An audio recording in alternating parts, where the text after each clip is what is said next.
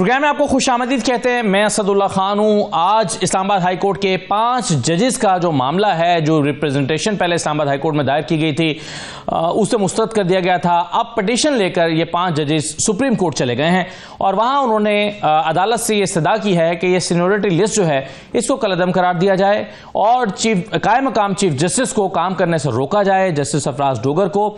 और इन जजेस ने अपनी इस पिटीशन में ये दरख्वास्त की है और ये नुक्ता नज़र इख्तियार किया है कि बगैर वाज़े पब्लिक इंटरेस्ट को जाहिर किए ये मुमकिन नहीं है कि एक हाई कोर्ट से दूसरे हाई कोर्ट में जजेस को लाया जाए, उनकी ट्रांसफर की जा सके। इस हवाले से आइन उन्हें लामहदूद इख्तियारात नहीं देता। ये बड़ा अहम मामला है, बड़ी इंपॉर्टेंट डेवलपमेंट है इस्लामाबाद हाई कोर्ट के जजेस का सुप्रीम कोर्ट में पिटीशन का दायर करना। इस पर बात करेंगे। पाकिस्तान तहरीक इंसाफ के कुछ अंदरूनी मामलात हैं जिस पर बहुत ज़्यादा डिबेट हो रही है, ग्रैंड अपोजिशन अलायंस का बनना और उस पर भी कुछ सवालात का उठना। ये तमाम मौज़ूआत हैं जिस पर हम प्रोग्राम में सबसे पहले अली मोहम्मद खान साहब से बात करेंगे। पाकिस्तान तहरीक इंसाफ के सीनियर तरीन रहनुमा हैं, MNA हैं। बहुत शुक्रिया अली मोहम्मद खान साहब, खुशामदीद। सर, बतौर वकील और बतौर एक सियासी रहनुमा के, आप इस डेवलपमेंट को, इस मूव को कैसे देख रहे हैं? इस्लामाबाद हाई कोर्ट के 5 जजेस सुप्रीम कोर्ट के पास गए हैं, अगरचे आईनी बेंच ही इसको सुनेगा। आप के ख्याल में ये मामला जो है वो क्या रुख इख्तियार कर सकता है? बहुत शुक्रिया असदुल्ला खान साहब। बिस्मिल्लाह रहमान रहीम। अल्लाहुम्मा सल्ली अला मुहम्मद व अला आले मोहम्मद। जमहूरियत में डिसेंट होता है वो बर्दाश्त करते हैं। यूके में 10 डाउनिंग स्ट्रीट में वज़ीर आज़म के घर के बाहर जाके उनके सियासी मुखालिफिन या उनके नाक़िदीन दरवाजा खटखटा के अपनी दरख्वास्त अंदर देते हैं, अपनी तनकीद करते हैं। 10 डाउनिंग स्ट्रीट के बाहर खड़े होके बैनर हाथ में लिए एहतजाज करते हैं। तो ये ताकत तो किसी जमाने में उनके पास थी बड़े सगीर में, जो आज हम पे इस्तेमाल हो रही है। तो अगर यहां कर रहे थे तो वहां नहीं कर सकते। वहां जमहूरियत है, वहां आइन की हुक्मरानी है। हाँ, मतलब लनानियत में, एरिस्टोक्रेसी में, डिक्टेटरशिप में, फैशिज्म में क्या होता है? आमिर क्या करता है? हर उस बात को रद्द करता है और हर उस फोरम को खत्म करता है जो उसके रास्ते की दीवार हो। हमने देखा स्टालिन ने किया ये, हिटलर ने किया ये, मुसोलिनी ने किया ये। देखिए, एक एक करके हर उस दीवार को या हर उस रेजिस्टेंस को गिराया जा रहा है जो जमहूरियत में होती है, जो आइन में होती है और जो किसी भी एक हुक्मरान की बात को रद्द हो सकता है। जैसे आप लोग हैं, आप बात करते हैं, आप में से कोई हुकूमत को सपोर्ट करेगा, कोई अपोजिशन को सपोर्ट करेगा, मतलब है अपनी नुक्ता नजर में। अब हुकूमत ने क्या किया कि जब उनको ये लगा कि जो भी साहिब दिल या जो भी जिंदा ज़मीर शख्स है और वो अपनी राय का इजहार करता है तो वो हक के साथ खड़ा होगा, और इस वक्त वो मजलूम के साथ खड़ा होगा। या उन लोगों के साथ तो नहीं खड़ा हो सकता जिन्होंने 8 फरवरी की रात पाकिस्तान के इलेक्शन चुराया, या उन लोगों के साथ तो कोई साफ ही नहीं खड़ा हो सकता जिन लोगों के हाथ पे शहीद अरशद शरीफ का खून है। तो उसके लिए फिर क्या किया? पी का एक्ट। अच्छा, नीचे अदालतें कंट्रोल की। इमरान खान साहब जैसे बड़े लीडर्स को नीचे से तोशाखाना केस में, अलकादर, उस तरह के केसेस में सजाएं मिली, लेकिन हाई कोर्ट से रिलीफ मिला, सुप्रीम कोर्ट से भी एक जमाने में कुछ रिलीफ मिला। रिलीफ मतलब इंसाफ मिला। सही है। अब उन्होंने ये सोचा कि इसको भी रद्द कर दें और इसके लिए फिर वो गए और 26वीं आईनी तरमीम के जरिए उन्होंने अदालत का भी किला कमा किया। हाँ। अब ये नहीं अली मोहम्मद खान साहब, लेकिन ये अब इसमें आर्गूमेंट ये ना कि ये 26वीं आईनी तरमीम बहरहाल लॉ ऑफ द लैंड तो है ना जी, और पार्लियामेंट का इख्तियार भी है कि वो तरमीम ला सकते हैं। 2/3 अक्सरियत भी उन्होंने पूरी कर ली थी। तो ये आर्गूमेंट तो बहरहाल हुकूमत के पास मौजूद है। हमने वकालत में पढ़ा था doctrine of necessity, Kelsen theory of law को बेस करके ये जस्टिस मुनीर साहब ये तोहफा दे गए। मैं तो दुआ करता हूं कि या अल्लाह इस मुल्क में जितना जुल्म हुआ है इस लॉ ऑफ नेसेसिटी की आड़ में, जाहिर है वो लोग अब कब्रों में हैं, अब हमारी दुआओं के मोहताज हैं। या अल्लाह हमारी बद्दुआएं उन्हें ना लगें, बस आगे से मामला ठीक हो। वरना इस मुल्क के साथ जो किया है, देखें, एक होता है मॉरल प्लेन ऑफ लॉ, एक कानून जिसकी एक इखलाकी पैमाना होता है। एक कानून तो मुशर्रफ आ रहा है जबान पे, वो भी आमिर थे, लेकिन एक कानून तो हिटलर का भी था ना, एक कानून तो अंग्रेज का भी था पाकिस्तान में, एक कानून तो यूनाइटेड जो पावर्स थे सोवियत यूनियन के, उनके भी थे उस वक्त जब वो आमिराना और फैशिस्ट हुकूमतें वहां चलती थी, वो भी तो चलता था। ये कहना कि कानून पास हो गया है तो अब ये लॉ ऑफ द लैंड है। Yes, this is law of the land, but the problem is कि क्या ये आईनी तरीके से हुआ?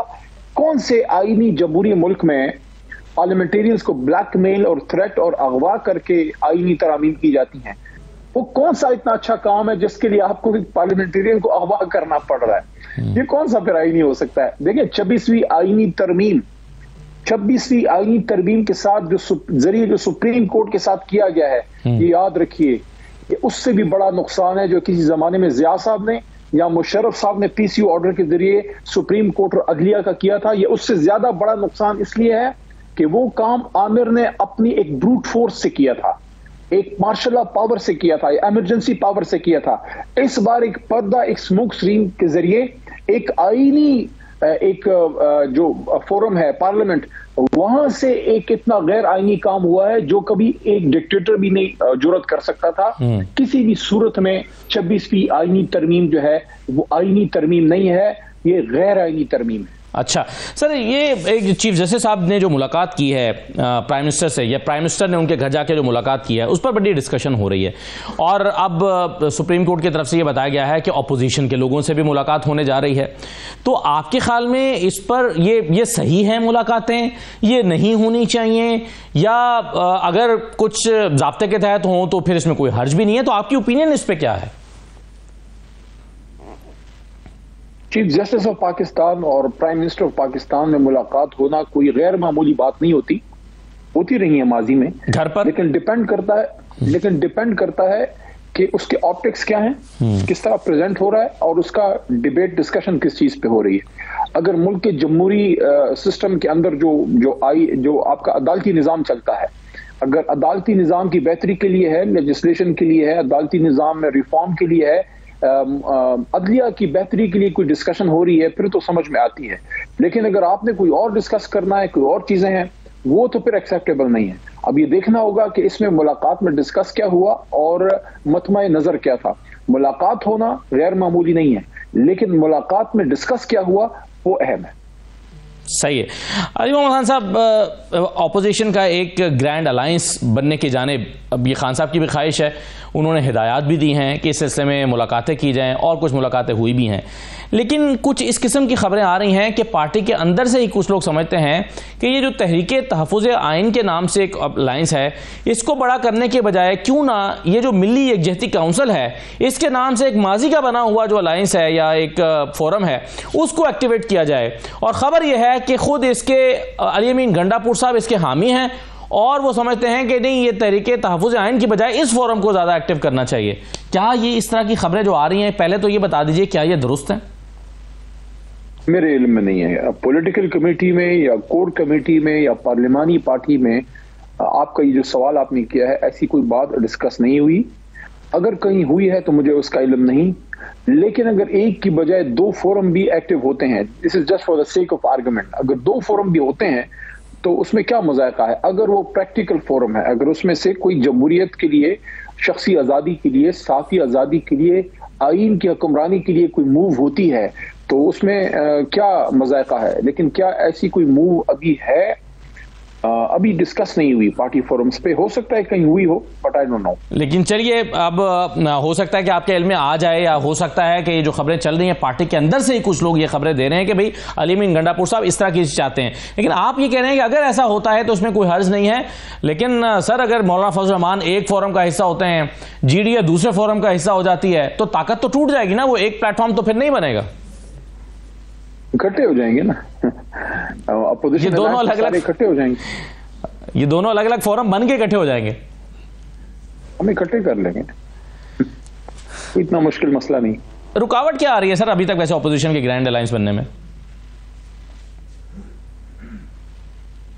देखें, कुछ चीजें तो ऐसी हैं जिसको आप जाहिर है मीडिया पे नहीं डिस्कस करते, लेकिन रुकावट हर जमात की अपनी एक्सपेक्टेशन होती है।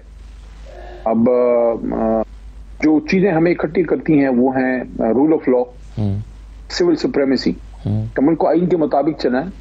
मैंडेट जिसका है उसको हुकूमत बनाने दें। और मैं, अब ये मेरी जाती राय है, उससे कोई और एग्री या डिसएग्री करे, लेकिन मेरी जाती राय ये है कि इस मुल्क में गद्दार वतन जमात, सियासी बड़ी जमातों में कोई नहीं। मसला सिर्फ यह है कि कौन हुकूम मुल्क चलाता कैसा है, कौन करप्शन पे कंट्रोल करता है या कौन उसको फरोग देता है, कौन मेरिट की पाबंदी करता है या कौन अकरबा परवरी करता है। मुल्क से मैं किसी को मैं नहीं समझता कि आप ये कह सकते हैं कि फलानी जमात मुल्क दुश्मन है, लेकिन अगर वो आ गई हुकूमत में, अवाम ने देख लिया और वो परफॉर्म नहीं कर सकी तो अवाम वोट आउट कर देगी। बहुत शुक्रिया अली मोहम्मद खान साहब प्रोग्राम में शिरकत करने के लिए। एक छोटा सा ब्रेक लेते हैं, ब्रेक के बाद वापस आते हैं।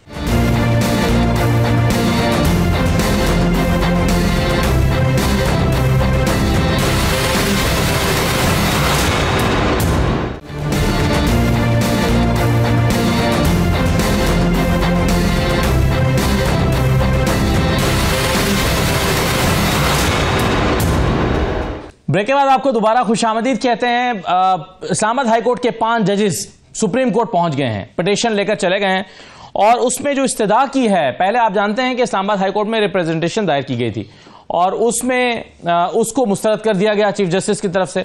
अब सुप्रीम कोर्ट में मामला पहुंच गया। इसमें कहा गया है कि सदर के पास आर्टिकल 200 की शिक 1 के तहत बगैर किसी नुमाया पब्लिक इंटरेस्ट के एक हाईकोर्ट से दूसरे हाईकोर्ट जजेस को ट्रांसफर करने की बेलगाम सवाबदीद नहीं है। और इसी आर्टिकल का हवाला देते हुए कहा गया है कि 201 के तहत ऐसे अंदाज में जजेस का एक हाईकोर्ट से दूसरे हाईकोर्ट तबादला नहीं किया जा सकता जिससे अदलिया की आजादी के उसूलों में रुकावट पड़े। पिटीशन में इस्तदा की गई है कि किसी अवामी मुफाद को जाहिर किए बगैर जजेस के तबादले के नोटिफिकेशन को गैर आईनी और गैर कानूनी करार दिया जाए। इसमें यह भी इस्तदा की गई है कि करार दिया जाए कि जब तक ट्रांसफर होने वाले तीनों जजेस आर्टिकल 194 के तहत नया हल्फ नहीं लेते तब तक उन्हें इस्लामाबाद हाईकोर्ट के जजेस तस्वुर नहीं किया जा सकता। इस्तदा की गई है कि असलम अवान और फरुख इरफान के केस की रोशनी में करार दिया जाए कि ट्रांसफर शुदा जजेस की सीनियोरिटी का तयन इस तारीख से होगा जिससे वो इस्लामाबाद हाईकोर्ट का हल्फ लें। यह भी इस्तदा की गई है कि करार दिया जाए कि ट्रांसफर शुदा जजेस इस्लामाबाद हाईकोर्ट का नया हल्फ लेने के बाद दरखास्त गुजारों से सीनियोरिटी में नीचे होंगे। इस पिटीशन में कहा गया है कि 8 फरवरी 2025 को उस वक्त के चीफ जस्टिस की जानिब से रिप्रेजेंटेशन पर फैसले को गैर कानूनी और गैर आईनी करार दिया जाए। करार दिया जाए कि जुडिशल कमीशन ऑफ पाकिस्तान अपने 10 फरवरी के इजलास में इस्लामाबाद हाईकोर्ट के जजेस की नाकिस सीनियोरिटी लिस्ट को जेर गौर लाया। यह भी इस्तदा की गई है कि कायम मकाम चीफ जस्टिस के तकर्रुर के 12 फरवरी के नोटिफिकेशन को खिलाफ कानून करार दिया जाए क्योंकि ट्रांसफर शुदा जज को इस्लामाबाद हाईकोर्ट का जज ही तस्वुर नहीं किया जा सकता। इस्लामाबाद हाईकोर्ट के रजिस्ट्रार को इस अदालत की डिक्लेरेशंस के मुताबिक सीनियोरिटी लिस्ट जारी करने की हिदायत दी जाए और इस्लामाबाद हाईकोर्ट के कायम मकाम चीफ जस्टिस सरफराज डोगर को काम से रोका जाए। यह इस्तदा की गई है। मामला अब चला गया है सुप्रीम कोर्ट में। मेरे साथ आज के प्रोग्राम में दानियाल अजीज साहब मौजूद हैं, सीनियर सियासतदान है। बहुत शुक्रिया दानियाल साहब, खुश आमदीद। हाफिज एहसान साहब हमारे साथ तशरीफ फरमाए हैं। आप साहब आपको भी खुश आमदीद। फैसल चौधरी साहब हमारे साथ मौजूद हैं, पीटीआई के साथ आपका ताल्लुक है, माहिर कानून है। बहुत शुक्रिया फैसल साहब, आपको भी खुश आमदीद। ये हाफिज साहब, मैं आपसे ज़रा शुरू कर लेता हूँ। ये रिप्रेजेंटेशन मुस्तरद हो गई और अब मामला सुप्रीम कोर्ट में 5 जजेस लेकर गए हैं और वो कह रहे हैं कि कायम मकाम भी नहीं बन सकते जस्टिस सरफराज डोगर साहब। बिस्मिल्लाह असद, जो आज उन्होंने पटिशन्स की है बिल्कुल कर सकते हैं पटिशन, लेकिन उनकी सारी प्रेयर्स जो हैं वो कॉन्ट्राडिक्टरी हैं। अब उनका सारा जो सेंट्रिक पॉइंट है वो है प्रेसिडेंट ऑफ पाकिस्तान के आर्टिकल 200 के नीचे जो है उसे पब्लिक इंटरेस्ट को एक्सपोज करना चाहिए। अब आर्टिकल 200 के अंदर प्रेसिडेंट जो है उसका सिंगल या इंडिविजुअल प्रेरोगेटिव नहीं है कि किसी जज को ट्रांसफ़र करे। उसने पाकिस्तान के चीफ जस्टिस से कंसल्ट करना है, उसने उस कंसर्न हाई कोर्ट के चीफ जस्टिस से कंसल्ट करना है उस कंसल्टेशन प्रोसेस के अंदर, या उस जज से करना है। अब ये है कि आप एक तरफ चीफ जस्टिस ऑफ पाकिस्तान जो उस प्रोसेस का हिस्सा है या आर्टिकल 200 के नीचे है, आप उसको एक्सक्लूड करके प्रेसिडेंट ऑफ पाकिस्तान के मुतालिक एक डायरेक्शन देना चाहते हैं। और वो डायरेक्शन इसलिए भी इन्फोर्सेबल नहीं है कि अदालत का काम जो है वो कानून या आइन को तशरीह करना तो हो सकता है लेकिन इंसर्शन उनका काम नहीं है। अब अदालत ये नहीं कहेगी कि आर्टिकल 200 के नीचे पब्लिक इंटरेस्ट की ये डेफिनेशन आए, या अदालत ये नहीं कहेगी कि आप प्रेसिडेंट को माइनस कर दें और आप चीफ जस्टिस ऑफ पाकिस्तान जो है उन्होंने ये तो कहा था ना, कुछ अर्सा पहले सहाफियों से मुलाकात हुई थी कि भाई सीनियोरिटी का मामला जो है ये हल तलब है, ये हमारे पास आएगा, हम इसे टेकअप करेंगे, हम इसे देखेंगे, इसका मतलब है कि बहरहाल ये डिबेट तो चीफ जस्टिस की नजर में भी डिबेट ऐसा दो चीजें, एक चीज ये है कि ट्रांसफर का मैटर है, ट्रांसफर के मैटर के अंदर पाकिस्तान के चीफ जस्टिस की भी एक स्टेटमेंट आई कि जिसके अंदर उन्होंने कहा कि इस्लामाबाद हाई कोर्ट के अंदर जो जजेस आए हैं उनका एक खुशाइंद इकदाम और एक अच्छी चीज आई और दूसरे प्रोविंसेस से आने चाहिए। मगर ट्रांसफर को तो ये चैलेंज नहीं कर रहे ना, चैलेंज ही किया है ना। देखें सर, ट्रांसफर को नहीं, सीनियरिटी लिस्ट को चैलेंज नहीं, नहीं, ऐसे दोनों चीजें की, उन्होंने ट्रांसफर भी चैलेंज किया है, सीनियरिटी भी। ट्रांसफर की उनकी जो प्रेयर है वो उन्होंने की है प्रेसिडेंट ऑफ पाकिस्तान से मुताल्लिक, और सीनियरिटी की उन्होंने, अब सीनियरिटी की अगर बात मान ली जाए तो सीनियरिटी का प्रेसिडेंट ऑफ पाकिस्तान से कोई ताल्लुक नहीं है। सीनियरिटी का ताल्लुक जो है वो बजाते खुद उस प्रोसेस के अंदर है जो दुनिया भर के अंदर है। अब आप ये देखें ना कि 5 जजेस आए हैं, इन्होंने एक पिटीशन फाइल की है, दुनिया की कोई एक ऐसा प्रेसिडेंट इस पिटीशन के अंदर नहीं आया होगा कि जी ट्रांसफर ऑफ जज अगर एक जगह से दूसरी जगह होता है तो अमेरिका के अंदर भी ओथ लिया गया था फलाने साल के अंदर, बरतानिया में भी लिया गया था, इंडिया में भी लिया गया था, कॉमन लॉ के अदर कंट्रीज हैं, ये सिविल लॉ के कंट्रीज हैं, या सीनियरिटी जो है दुनिया के फला मुल्क के अंदर जो सुपीरियर कोर्ट की जुडिशरी है वो जो है high court to high court vary करती है और एक नहीं है। तो बुनियादी नुक्ता यह है कि सारा मुद्दा जो है वो पब्लिक इंटरेस्ट पे है। अब साबित यह करना है फैसल साहब के जज को ट्रांसफर अगर करना है तो वो वाज़े तौर पर पब्लिक इंटरेस्ट जाहिर किए बगैर ट्रांसफर ही नहीं किया जा सकता। देखिए बात यह है कि आर्टिकल 200 जो है वो आइसोलेशन में नहीं पढ़ा जा सकता। जो रूल्स ऑफ इंटरप्रिटेशन है कॉन्स्टिट्यूशन के, उसमें एक हार्मोनियस इंटरप्रिटेशन करनी है, और आर्टिकल 175 जो कि क्रिएशन करता है कॉन्स्टिट्यूशन में अदलिया की, उसकी रिक्वायरमेंट है कि अदलिया आज़ाद होगी और अदलिया की आज़ादी में कोई एग्जेक्टिव इंटरफेरेंस नहीं होगी। लिहाजा ये कहना कि इस तरह से नहीं है तो उस तरह से नहीं है, और पब्लिक इंटरेस्ट जो है कॉन्स्टिट्यूशन इटसेल्फ पब्लिक इंटरेस्ट में बना है, और पब्लिक इंटरेस्ट ना हो तो कॉन्स्टिट्यूशन की कोई वैल्यू नहीं है। ठीक है, तो ये जो बात की जा रही है कि इसमें सदर पाबंद नहीं है, सदर बिल्कुल पाबंद है, और जहां पे आइन खामोश होता है उसमें असद सबऑर्डिनेट लेजिस्लेशन और जो प्रेसिडेंट्स होती हैं, जुडिशल प्रेसिडेंट्स या रेगुलेशंस जो है उनको कंसिडर किया जाता है, बिकॉज ये जो अथॉरिटी होती है या जो रेगुलेशंस होते हैं ये किसी जगह से किसी कॉविनेंट के जरिए, किसी एनेक्टमेंट के जरिए, ये रूल्स एंड प्रोसीजर के तहत वो आते हैं। अब बात यह है कि अगर कॉन्स्टिट्यूशन में ये चीज के ऊपर साइलेंट है कि ओथ जो लेंगे, और उस ओथ में जो शेड्यूल 3 का है उसमें ये बात बिल्कुल एक गौरतलब बात है, और ये इसकी तशरीह होने वाली है कि अगर जो है वो लाहौर हाई कोर्ट का जज होता है तो वो अपने ओथ में कहता है एज ए जज of Lahore high court, as a जज ऑफ बलोचिस्तान हाई कोर्ट, जज of Sindh high court, Islamabad high court. अब ये उसमें जो है कि नया ओथ होना है या नहीं होना, नंबर 1। नंबर 2, सीनियरिटी जो है, क्या जजेस की अपॉइंटमेंट क्या सिविल सर्वेंट की अपॉइंटमेंट्स हैं, और क्या जो ट्रांसफर है from one high court to another high court is new appointment, और या उसमें अपॉइंटमेंट जो है कंटिन्यूएशन होगी। तो इसमें आपको फिर आर्टिकल जनरल क्लॉजेस एक्ट भी पढ़ना पड़ेगा, फिर आपको प्रिंसिपल्स ऑफ जो पहले जुडिशियल आप कह रहे हैं कि बुनियादी नुक्ता जो डिसाइड होना है वो नया हल्फ लिया जाना चाहिए या नहीं लिया जाना, ये डिसाइड होना है, उसके मुताबिक सीनियरिटी होगी। अब यहां तक बात है चीफ जस्टिस साहब की कि इस्लामाबाद में बाकी सूबों के जज आने चाहिए, तो ये बात इसलिए नहीं हमें हजम होती कि इस्लामाबाद हाईकोर्ट में सिर्फ एक लोकल जज है, मोहसिन अख्तर कियानी। जहांगीर साहब मानसरे से हैं, समर रिफत साहब कराची से हैं, और बाबतार साहब बलोचिस्तान से हैं, और केपी से मियाँ गुल हसन साहब थे, और सरदार एजाज इसाक साहब पंजाब से हैं, उनका डोमिसाइल पंजाब का। तो ये सारे सूबों की रिप्रेजेंटेशन यहाँ पे गुलदस्ता पहले मौजूद था। इसको एडिशन करने में दूसरा मैं आपको एक और बात बताता हूँ, फैसलाबाद और सरगोदा हमारे ये 2 डिवीजन है, और पंजाब के 8 डिवीजन है टोटल, उसमें 2 डिवीजन है। इसमें एक अरसा दराज से जब मैंने प्रैक्टिस शुरू की थी, और मुझे प्रैक्टिस शुरू किए हुए तकरीबन 18-20 साल हो गए हैं, तब से उनका एक मुतालबा है कि आप हमें डिवीजन बेंच दें। ठीक, एक हमें जैसे रजिस्ट्री ब्रांचेस जो ब्रांच है ना लाहौर हाईकोर्ट की, बालपुर, मुल्तान, पिंडी और लाहौर 4 है, वो ये कहते हैं हमें भी दें। अब इस्लामाबाद की टोटल आबादी है 35 लाख, यहां पे आपने जज रख दिए 12, ठीक है, और आपने सरफराज डोगर साहब को ट्रांसफर कर दिया 15वें नंबर पे थे, और यहाँ पे आपने चीफ जस्टिस लगा दिया। ठीक है, वेयर एज जो इतनी बड़ी आबादी है 2 डिवीजन्स की, उनकी डिमांड है, आप उसको मीट नहीं कर रहे। सो डिस्क्रिमिनेशन एक तो जजेस में हो गई कि आपने तासुब इसलिए हो गया कि कुछ जजेस जो सुप्रीम कोर्ट के हैं वो आईनी पावर इस्तेमाल कर रहे हैं, बाकी नहीं कर रहे, तो ये भी तासुब का बायस है। और दूसरी बात ये है कि जो यहाँ पे आपने लोगों के बीच में तासुब कर दिया कि पंजाब में ऑलरेडी शॉर्टेज है लॉ हाई कोर्ट में जजेस की, सही है, आपने वहां से एक जज को निकाल लिया और फिर आपने वहां पर 10 जजेस और लगाए, इसीलिए ना कि कमी है। तो ये पब्लिक एक्सचेकर का मसला है, हमारे टैक्सेस से, आवाम के टैक्सेस से पैसे जाते हैं। बिल्कुल ठीक है, चलें, ये मतलब ये आप कह रहे हैं कि ये बहुत सारे, बिल्कुल ठीक है, आप ये आई एम टॉकिंग प्रिंसिपली कि ये स्टांस लेना। अब देखिए ना, असद हम वन लास्ट सेंटेंस कि अगर जजेस भी,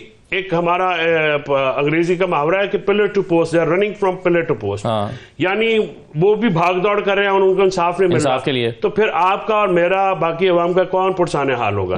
यही तो एक मसला है कि 26वीं आईनी तरमीम के बाद एग्जीक्यूटिव ने कानकर कर दिया है जुडिशरी को, और जुडिशरी इंडिपेंडेंट नहीं रही है। अब जो इंतजामिया का दिल है वो बेंच भी बना रहे हैं, वो जजेस की ट्रांसफर भी कर रहे हैं।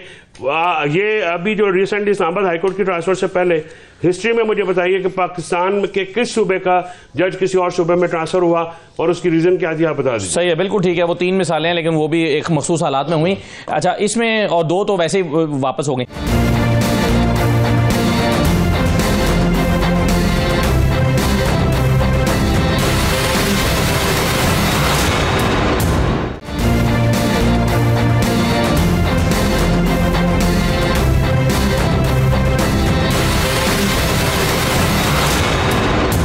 दानियाल साहब, ये पाकिस्तान की जो अदालती सूरत हाल है, इसको आइसोलेशन में तो देखा नहीं जा सकता और ना देखा जा रहा है। यही वजह है कि पिछले दिनों IMF के वफ्द ने भी आके हमारी अदालत जाना और वहां के अदालती मामला को देखना चाहा। इसका मतलब है कि मुआशी सूरत हाल, पाकिस्तान की सियासी सूरत हाल और अदालती जुडिशरी के मामला ये जुड़े हुए हैं आपस में। और अब तो आपके वजीर खजाना कह रहे हैं कि हम बतौर मुल्क अपनी साख खो चुके हैं। ये उन्होंने कमेटी के इजलास में ये स्टेटमेंट दी है। तो क्या वाकई आप इत्तफाक करेंगे वजीर खजाना की स्टेटमेंट से कि बतौर मुल्क हम अपनी साख खो चुके हैं? मेरे ख्याल में एक एक करके आपके 2 सवाल हैं। जो आपका पहला सवाल है ना जी, इस मीन मेख में जाने की ज़रूरत नहीं है कि सीनियरिटी किसकी थी, कौन कहाँ से आया, कैसे लगा, नहीं लगा, गलत था, सही था। बात बड़ी सिंपल है। गलती तो इतनी सी हुई है कि 3 इस्लामाबाद के हलकों का रिकॉर्ड मंगवा लिया MNA के इलेक्शन का। इतनी गलती ज़रूर हुई है। उसके बाद ये तूफ़ान बर्पा हो गया। आज तक वो रिकॉर्ड की कोई बात ही नहीं कर रहा। ये दोनों मेरे भाई बैठे हैं, बड़े ही मेरे अजीज़ हैं, भाई हैं, प्यार करता हूँ इनसे, लेकिन असल तो अब रहा ही नहीं उनके पास। असल बात तो असल नहीं, कहीं का कहीं निकल के, वो तो सब कुछ इन्हीं के पास है। आप देखें ना, इन्होंने कहा कि जी आप नोटिफाई करें PTI के MNAs को, ठीक है। इन्होंने एक खेप कर दी और दूसरी में कहा कि जी हमें पता नहीं, हम किस अहदेदार के साथ बात करें। कंसल्टेशन होगी, वो कंसल्टेशन भी क्लैरिफाई होगी। 1-2 जजों ने नहीं, फुल जो कोर्ट ने की, ठीक है। अब सूरत हाल ये है कि अब तो कोई कंसल्टेशन मजीद नहीं होनी ना, ऑर्डर भी आ गया। तो वो देखें ना जी, लॉ बदल दिया हमने। अब कहने का मकसद ये सब कुछ कहाँ शुरू हुआ? उस दिन शुरू हुआ। कॉल अ स्पेड, सच बोलना चाहिए ना, जान तो अल्लाह को देनी।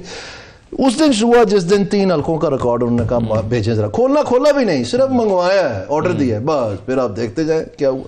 तो अब ये अगर यही सूरत हाल होनी है, देखें मेरे पास कोई ब्रीफ नहीं है PTI के लिए, ठीक है। I don't agree with many things, but जो हकायक हैं, अब देखें एक मुल्क का निज़ाम है या नहीं है। जब उन्होंने ऑर्डर कर दिया फुल कोर्ट ने, ठीक है, तो अगर ये आइन है, ये कानून है, ये पाकिस्तान का निज़ाम है, तो फिर इस पे ऊपर आपको अमल दरामद करना पड़ेगा। और ये जितने भी आप हीले बहाने इस्तेमाल कर रहे हैं, आपको लग रहा होगा कि वक्ती तौर पे आप बहुत कुछ हासिल कर रहे हैं और आपने कमालात कर दिए सब कुछ, जो है ओवरऑल आप पाकिस्तान की जो अदारों की साख है उसको डैमेज कर रहे हैं, और उसकी वजह से जो पब्लिक का ट्रस्ट है उसको डैमेज कर रहे हैं। और जो वज़ीर वो सब किसी भी स्टेट के लिए वो सबसे प्रेशियस चीज़ होती है, उसको हर कीमत पे प्रोटेक्ट किया जाता है। तो मैं नहीं समझता कि वो ये सही हो रहा है। और बड़े अरसे के बाद, बहुत अरसे के बाद, यानी आप समझ लें साकिब निसार को भी छोड़ दें, उससे भी बहुत पहले से आके पहली मर्तबा कुछ बूंदें नजर आई थी हमें कि शायद कोई इंडिपेंडेंट जुडिशरी का कोई किरदार होगा पाकिस्तान में। और जिस तरह से वो कुचला गया, बस अल्लाह पनाह दीजिए। इसमें वैसे हाफिज साहब, क्या वाकई 2 फैक्टर्स, एक 6 जजेस ने ख़त लिख दिया था, वो लिखा जाने वाला ख़त, और उसके बाद फिर ये जो इस्लामाबाद के 3 हलकों का रिकॉर्ड मंगवाना, क्या ये वजह बनी है कि इनमें से कोई भी जज चीफ जस्टिस नहीं बनाया जा सकता? हुकूमत फिर इस नतीजे पर पहुंची? नहीं, असद ये नहीं है। बुनियादी ये है कि अभी भी बात बेंच पे और केस फिक्सेशन पे और सारी चीज़ों के अंदर है यहाँ तो ये है कि लोग जब 26वीं आईनी तरमीम बन रही थी तो उस प्रोसेस का हिस्सा होते और फिर उन्हें पता होता कि किस पार्टी ने कितना गिव किया है, कितना टेक किया है। अब एक स्टैंस सारा इस मामले के अंदर था कि कॉन्स्टिट्यूशनल कोर्ट बननी चाहिए, और मैं भी और आप सारे कहते थे। लेकिन जब आपने कहा कि दूसरी पॉलिटिकल पार्टीज़ ने इकट्ठा होना है और मौलाना फजल रहमान साहब ने उसको ब्रिज किया, तो उसके बाद पीटीआई उसके साथ अलाइनमेंट में आई, और पीटीआई ने जितनी भी अमेंडमेंट्स आई हैं, जो फाइनल ड्राफ्ट वेटिंग तक गया है, जो आपके सामने आया है, उसके अंदर किसी न किसी हद तक उनकी कॉन्फ्रेंस है। अगर एज ए पॉलिटिकल पार्टी आपको अंदाज़ा ही नहीं है, या फोर्स ही नहीं कर रहे कि आप किस कॉन्स्टिट्यूशन अमेंडमेंट की तरफ जा रहे हैं, तो फिर आपको इंडिपेंडेंस ऑफ जुडिशरी जो है उसका नैरेटिव लेना नहीं चाहिए, चूंकि आपने तो उस काम के अंदर गए ना, आपने उस कंसल्टेशन में भी गए, आप उस प्रोसेस के अंदर भी गए, आप लेकिन वोट तो नहीं किया फिर उसके बाद। नहीं, वोट ना देना या ना देना वो तो और है ना, वोट तो तय भी यही हुआ, जिस तरह मौलाना ने कहा कि जी मैं वोट दे देता हूं, आप ना भी वोट दें उस चीज के अंदर, और फिर आप उस प्रोसेस का हिस्सा, बुनियादी चीज ये प्रोसेस का हिस्सा बनना तो बुरी बात नहीं है ना, अनटिल अनलेस कि उसमें से कोई अच्छी चीज निकल आए। प्रोसेस का हिस्सा बनना कोई बुरी बात नहीं है, लेकिन प्रोसेस के बाद आके उसको क्रिटिसाइज करना और उस लेवल पे क्रिटिसाइज करना कि जी हम तो इसके अंदर थे ही नहीं है ही नहीं है, वो एक। दूसरा ये है कि जो जुडिशरी वाली बार बार आपके ख्याल में पॉलिटिकल इंटेंशन है, जैसे दानियाल साहब कह रहे हैं कि आपको इस्लामाबाद हाई कोर्ट का चीफ जस्टिस लगाने के लिए इस इंटेंशन के साथ लाहौर हाई कोर्ट से एक जज लाना पड़ा है?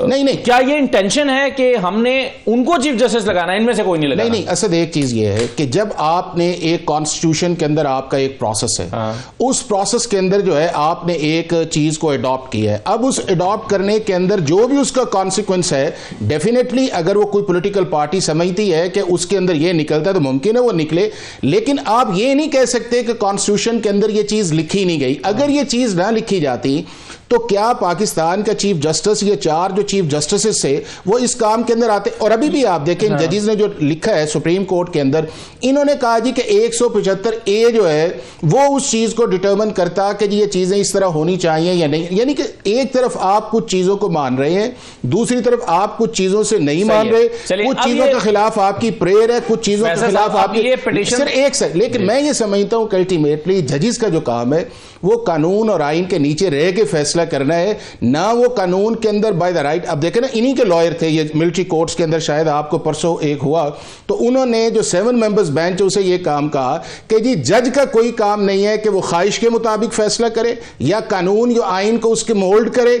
और इवन ये कहा गया कि जो आर्टिकल 63A की जजमेंट जस्टिस फाइज ईसा ने दी है वो बिल्कुल जो है उन स्पिरिट के मुताबिक है। तो फिर 2 स्टैंस नहीं आने चाहिए ना, या फिर आप ये ले लें या ये ले लें। और मेरा ख्याल है कि जितनी देर लॉ ऑफ द लैंड या कॉन्स्टिट्यूशन है हमें उसको फॉलो करना चाहिए। लेकिन अभी इसको ये अब जाहिर है जजेस भी गए हैं, वो इस मतलब जजेस जो हैं वो तो फिर वो जज हैं इस्लामाबाद हाई कोर्ट के फैसला साहब, वो भी तो जाहिर है इसी कॉन्स्टिट्यूशन के तहत इंडिया में भी गए थे, लेकिन मेरा सवाल थे, लेकिन फैसला यही आया। सवाल सही है, एक मिनट आगे ले ली बड़ी लई है। मैं इंडिया में भी गए थे, फैसला यही आया था, ना सेकंड ओथ है ना सीनियरिटी का प्रिंसिपल है। अदालतों के मामला इस पर तो हम डिस्कशन कर रहे हैं, लेकिन जाहिर है जैसा कि मैंने शुरू में कहा था कि आइसोलेशन में नहीं देखा जा सकता, ना इकोनॉमी को, ना जुडिशरी को, ना पाकिस्तान की सियासत को। अब ये सब आपस में कनेक्टेड है। दानियाल साहब, 2023 और 24 के दौरान पाकिस्तान के जो सरकारी इदारे हैं उनको 851 अरब रुपए का नुकसान हुआ है ये रिपोर्ट के मुताबिक, और पाकिस्तान के जो मजमूई कर्जे हैं वो 9 खरब रुपए से तजावुज कर गए हैं, और अभी मजीद हम कर्जे ले रहे हैं, और पुराने वाले जो वापस अदा नहीं कर पा रहे उसको रोल ओवर करने की दरखास्त हम करते रहते हैं और हमें कहीं ना कहीं क्वेश्चन मिल जाता है। इकोनॉमी, हुकूमत आज बेच ये रही है कि देखें मुल्क को हमने बहरान से निकाल दिया, अपने पैरों पर खड़ा कर दिया। अपने पैरों पर पाकिस्तान बिल्कुल नहीं खड़ा है जी। ये जो आपके इस वक्त तकरीबन 12 अरब प्लस बिलियन डॉलर रिजर्व्स में है, आपने इस साल 13 बिलियन डॉलर्स रोल ओवर लिए हैं। इसका मतलब ये है कि आपके पास अपना एक धेला भी नहीं है डॉलर फॉरेन एक्सचेंज में, और आप इंपोर्ट्स खोल दिए हैं और आप कह रहे हैं कि धड़ाधड़ आप शुरू करें, बैंकों के कर्जे आपने कम कर दिए, गाड़ियों की लोनिंग शुरू हुई है। वो तमाम हरकत जिनके ज़रिए से पहले आप कोलैप्स कर गए हैं वो आप फिर से कर रहे हैं। आपको पता है कि 80 अरब डॉलर तक इम्पोर्ट चले गई थी, जब आपकी टोटल जो मतलब एक्सपोर्ट्स प्लस रेमिटेंसेस वगैरह लोन शोन डाल के शायद 50 के करीब थी, तो 30 बिलियन डॉलर का आपका खसारा आ गया था। तो आपको फिर सारा कुछ बंद करना पड़ा, प्रॉफिट्स की जो एक्सप्रोप्रिएशन है वो सारी बंद करनी पड़ी मल्टीनेशनल्स की।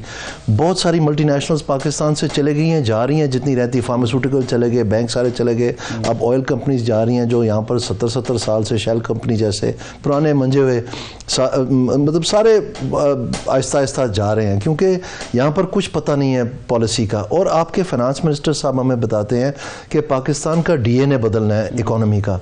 आपको अगर कोई बोले कि आप आज घर चले जाएं, सुबह आपका डीएनए बदलना है, आपको तो रात नींद नहीं आनी चाहिए। डीएनए तो बड़ा खौफनाक चीज़ है, नस्ल कशी इसे कहते हैं कि डीएनए बदल देना है। मेरा मतलब है कि वो ऐसे आराम से नहीं हो जाना कि आपको खांसी का सिरप पिला देना है। दूसरी तरफ कहते हैं कि नहीं जी बिल्कुल सब कुछ ठीक है, सिर्फ हमने कुछ चंद G2G एहसासे बेचने हैं औने पौने, उससे फॉरेन एक्सचेंज आ जानी है और इसी तरह काम चल रहा है। कह रहे हैं कि जून तक बेचना है हमने, नहीं कह रहे ना आप। जो ये नौ डायरेक्टर आए थे, आज भी तरदीद लगी हुई है, लेकिन कल की जो की खबर है कियानी साहब की, उसमें उन्होंने बताया कि 9 डायरेक्टरों को बताया गया है आहद चीमा साहब की तरफ से कि अब PIA बैक बर्नर पे डाल दिया गया, डिस्कोस को फ्रंट लोड कर दिया।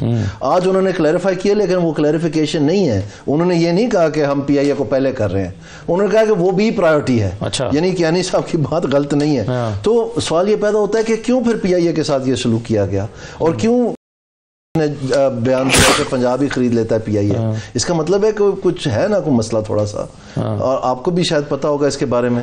सो कहने का मकसद ये है, अगर आपने किसी को खरीदवाना है कोई एसेट, अच्छा ठीक खरीदवाना है, खरीदवाना है, मैं ओपनली कह रहा हूँ, ठीक है, तो फिर बात और है। अगर आपने प्राइवेटाइज करना है, तो फिर जो आपने कतगने सारी लगाई थी वो बनती नहीं थी। वो बिडर बेचारे उन्होंने अच्छे भले पैसे खर्चे हैं। आपको पता है जो ड्यू डिलिजेंस होती है किसी ऐसे यूनिट को खरीदने से पहले, आपको एक चीज, आपको अकाउंटेंट रखने पड़ते हैं, ऑडिटर रखने पड़ते हैं, आपको जाके फाइनेंशियल मॉडलिंग करनी पड़ती है, सब कुछ टेक्निकल स्पेशलिस्ट रखने पड़ते हैं। आपने एक एक स्पेयर पार्ट, एक एक जहाज का एक एक चीज, उसके आवर, सब कुछ, फ्लाइट मैनुअल, पायलट्स कितने हैं, नहीं है, क्या ट्रेनिंग है, सब कुछ चेक करना है आपने। It cost millions of dollars.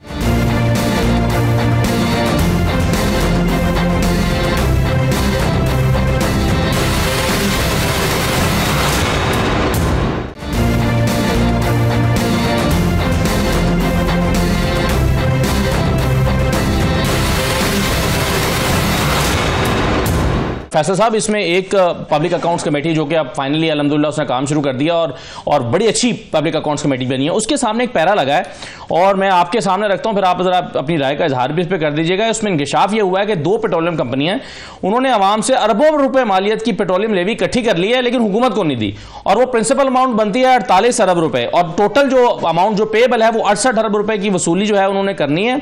और दिलचस्प इसमें बात या अफसोसनाक बात यह है कि ये कंपनी जो है जिसका नाम है सिनर्जिको, ये जो है 2019 से 23 के दरमियान ये 47 अरब रुपए मालियत की पेट्रोलियम लेवी इसने जमा नहीं कराई। ये पहले बाइको हुआ करती थी, और बाइको जो है ये डिफॉल्ट कर गई, और बाइको के डिफॉल्ट करने के बाद उसी बोर्ड ऑफ डायरेक्टर्स ने या उन्हीं लोगों ने नए नाम से कंपनी रजिस्टर SCCB में करा भी ली, और अब वो पैसे देने को तैयार नहीं है। कहते हैं लेने हैं तो थोड़े थोड़े करके ले लो, 4 साल में 1-1 अरब रुपया करके वापस कर देंगे। अब इस पर जो है वो सवालात उठे हैं। हिना रब्बानी साहबा ने भी सवाल किया, शाजिया मरी ने भी, और लोगों ने भी। वो कहते हैं, जुनैद अकबर साहब ने भी, कि कंपनी डिफॉल्ट कर गई थी, फिर ये आई कैसे है। और इसमें अफसोसनाक ज्यादा बात यह है, और पैरा अगर आप स्क्रीन पर दिखा भी दें, ऑडिट पैरा जो लगा हुआ है, कि आवाम से पैसे ले लिए गए, हुकूमत को जमा नहीं कराए गए, और ऐसा लगता है कि आशीर्वाद जो है इनको वो हासिल है। तो फैसल साहब, ये तो हो रहा है यहां पर। अब एक पूरा शिकंजा है सेठों का, ठीक है, और उसमें जो है पहले आपके ऊपर कदगन क्यों लगाते हैं आजाद मीडिया के ऊपर, सोशल मीडिया के ऊपर क्यों रिस्ट्रिक्शंस होती हैं? सवाल उठते हैं। जैसे ये चीजें आती हैं, ये मेन स्ट्रीम मीडिया पे क्यों नहीं आते? उस वक्त क्यों नहीं बात होती? उस पर सिर्फ शेर अफजल मरवत और सलमान अकरम राजे का झगड़ा जो ज्यादा इंपॉर्टेंट है। बलोचिस्तान में सीनियर मिनिस्टर और वज़ीर आला का पीपल्स पार्टी वाले का झगड़ा है, आपने कभी बात की है? नहीं की। तो एक पार्टी का झगड़ा इंपॉर्टेंट है, फोकस रखना है, दूसरी पार्टी को आपने नहीं नोटिस करना। इन बातों के ऊपर, इन बातों को छुपाने के लिए कि जो फाइनेंशियल लॉस हो रहे हैं गवर्नमेंट को, जो अब पंजाब में लूट मची हुई है, या नारोवाल में जलसा हुआ है, ठीक है, ये पूछ लें अपना दानियाल साहब, आपको एक एक चीज बताएंगे वहां पे क्या हुआ, अभी पूछ लेते हैं, ठीक है। अच्छा चलें, मैं हाफिज साहब, ये अब इसमें बुलाया गया है चेयरमैन नैब को, चेयरमैन ओगरा को, और कंसिडर कर रही है कमेटी, पब्लिक अकाउंट्स कमेटी, कि इसको नैब के पास ये केस भेजा जाए। आपके ख्याल में ये नैब का केस बनता है, नैब के पास जाना चाहिए? कि जितना भी आपका टैक्स का सिस्टम विद होल्डिंग पे है, और विद होल्डिंग जो है वो आपकी 3 जगह जा रही है। एक विद होल्डिंग है आपकी मैन्युफैक्चरिंग के ऊपर भी है कि आपने एज ए मैन्युफैक्चरर के तौर पे किया, आपके पास टैक्स आया और आपने जमा करवाया। दूसरा इस तरह की लेवीज़ हैं कि गवर्नमेंट ने कहा कि एज ए इन्होंने फेडरल एक्साइज की हो सकती है, ड्यूटी हो सकती है, इसकी हो सकती है, या उसके बाद जो है कि जो एडिशनल टैक्सेस लगते हैं। अब चूंकि एफबीआर का सारा सिस्टम ही हमने आउटसोर्स किया हुआ है इन विद होल्डिंग और इस प्रोसेस के अंदर, तो उसके अंदर उसकी फिर मर्जी है कि जमा करवाए या ना। देखें ना, आज इन्होंने बात की, आज आप कहें कि पावर कंपनीज का फोरेंसिक ऑडिट खोले जिसके अंदर कितना टैक्स आया, कितना उन्होंने पैसे दिए, कितना उन्होंने ऑयल नहीं सब करेंगे। उसके बाद इस तरह ऑयल कंपनीज के अंदर है, चूंकि जो टैक्स का ऐसा आपका रिस्पॉन्स सिस्टम नहीं है कि अगर आपने पैसा ले लिया है और उसके बाद आपने उसको डिपॉजिट कराना है उस नेशनल बैंक के अंदर या स्टेट बैंक के अंदर एज ए टैक्स के तौर पे, ये आपकी लायबिलिटी है, और वो जब आप नहीं करवाते और आपको पूछने वाला कोई नहीं, और अगर पूछने हो जाए तो हर गवर्नमेंट के दौर के अंदर फिर आपको मिल जाते हैं ऐसे केसेस कि बिलियंस ऑफ रुपीज के केसेस जो है वो आपके मुख्तलिफ हाई कोर्ट्स के अंदर चले जाते हैं, वहां पे स्टे ग्रांट किया जाता है, और इवन यहां तक होता है कि जुरिस्डिक्शन जो है वो कराची की है, केस इस्लामाबाद के अंदर आता है या कोयटा के अंदर चला जाता है, और आपको टेरिटोरियल की बुनियाद के ऊपर जी कॉन्स्टिट्यूशनल जुरिस्डिक्शन दिया जाता है। तो इसके अंदर असद तीनों जगह काम करने, एक एफबीआर को स्ट्रेंथन होना चाहिए कि जितनी भी विद होल्डिंग अवाम के पैसे की आती है और स्टेट की जाना है उसको विद इन 7 डेज, और उसके बाद अगर नहीं आता तो जो इसके अंदर मुलव्वस है there should be strict action against. Daniyal साहब, आप सबसे ज्यादा माफियाज ने पाकिस्तान में शायद एनर्जी सेक्टर में माल बनाया है, पेट्रोलियम हो, गैस हो, या ये जो पावर प्लांट हैं हमारे, ये जो अब ये चोरी है इसका कौन जिम्मेदार है और कौन इससे हिसाब लेगा? बिल्कुल जी, इसका नैब इसीलिए बनी है, ये तो वो जो इकोनॉमिक थ्रेशहोल्ड उन्होंने बनाया था ये उससे भी ज़्यादा अमाउंट है, तो उनको चाहिए उनके हवाले करें। मेरे ख्याल में वही इसकी बेहतर इन्वेस्टिगेशन करके किसी न किसी नतीजे पे पहुंचेंगे। तो इसमें जितने भी महकमाना एहलकार इसमें शामिल थे, इनको ये रिलीफ देने में कि नई कंपनी के नाम से इन्होंने रजिस्टर करवा के तो वो सारा कुछ किया, जहाँ जहाँ तक वायलेशन हुई है उनको भी टेकन टू टास्क करना चाहिए। सो ये बात तो वाज़े है, लेकिन अनफॉर्चुनेटली इस हुकूमत ने नैब को, क्योंकि इन्होंने अपने मंशूर में लिखा था कि नैब तो हमने बंद ही कर देनी है, तो जब आप मंशूर में ये लिख देंगे कि नैब हमने बंद कर देनी है तो फिर आपका एहतसाब के बारे में क्या ख्याल होना है? फिर इसी तरह की चीज़ें होनी है।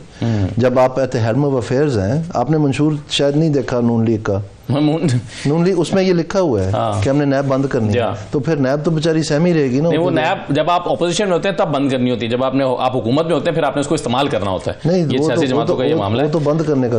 अच्छा, अब इसमें सर ये बताएं ताकि अगली दफा भी जो कुछ इस दौर में हुआ है, जो जैसे पीआई का मैंने आपको बताया, ये भी ना आ सके ना, उनके पास रहेगी तो ना बजे ना रहेगा बांस, ना बजेगी बांस। बिल्कुल सही है। अभी फैसल साहब ने नारोवाल जलसे का जिक्र कर दिया, जलसा तो इंप्रेसिव हुआ है पीएमएलएन, बल्कि मरियम साहब ने ट्वीट किया है कि 1000 आउट ऑफ 100 मार्क्स दिए उन्होंने। वो मेरे ख्याल में किसी और का था, लेकिन बहरहाल मैं ये कहना चाहता हूँ कि शायद आपको मालूम नहीं है, आपके ज़रिए आपके नाजरीन को मैं बता देता हूँ, जो पब्लिक करियर है मरीम नवाज शरीफ का, वो डिस्ट्रिक्ट नारोवाल से ही शुरू हुआ था और वो ज़फ़रवाल से हुआ था। अच्छा। इनका जो ज़िंदगी का पहला जलसा था पब्लिक, उस वक्त नवाज शरीफ जेल में थे, तो मुझे ख़त आया था कि वो मोहतरमा आ रही हैं नारोवाल, तो उनका ख्याल रखना। तो हम बड़े मतलब अपने आप को ख़ानदानी समझते नहीं है सिर्फ, हम वो ख़ानदानी लाज रखते भी हैं। तो उस वक्त पुलिस बड़ी मतलब मारदार की ये वो, लेकिन पहला जलसा उनका वहाँ हुआ और वो बड़ा कामयाब हुआ।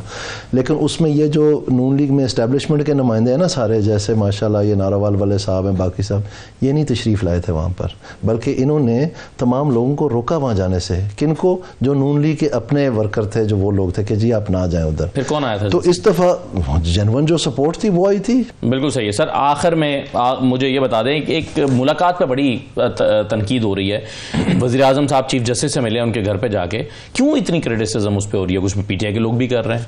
उसकी वजह यह है कि ग़ालिबन याह्या अफरीदी साहब पहले चीफ जस्टिस हैं जो IMF के डेलीगेशन से भी मिले हैं और वज़ीर आज़म से अपने घर में मिले हैं। देखिए ये जो इनफॉर्मेलिटीज़ है ना, ये जुडिशरी में इनकी गुंजाइश नहीं होती। हमारी रवायतन जो है जुडिशरी बड़ी लिमिटेड रहती है, और अगर इस किस्म की मीटिंग होती, सुप्रीम कोर्ट में होती, दूसरे जजेस की मौजूदगी में होती तो बहुत बेहतर था। उसकी वजह से उंगलियां न उठती। मैं शहबाज शरीफ साहब तो और बाकी जो लॉ मिनिस्टर और अटॉर्नी जनरल हैं, अगर वज़ीर आज़म ने खुद करना है और टैक्स के स्टे के मैटर्स आपने करने हैं, तो इसका मतलब ये है कि जो जेन्युइन स्टे मैटर्स भी हैं टैक्स के, तो आपने तो उनको भी प्रेजुडिस कर दिया ना।